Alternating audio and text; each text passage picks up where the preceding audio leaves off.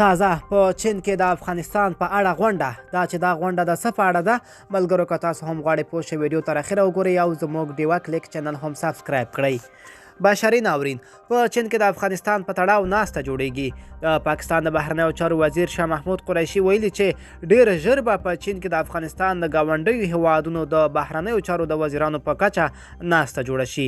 هغه زیاته کړې ده چې په دې ناسته کې به په افغانستان کې پر روان بشري او اقتصادي ناورین بحثونه وشي. قریشي څرګنده کړې ده چې د روسیې د بهرنیو چارو وزیر سرګی لاروف به هم په یاد ناسته کې ګډون وکړي.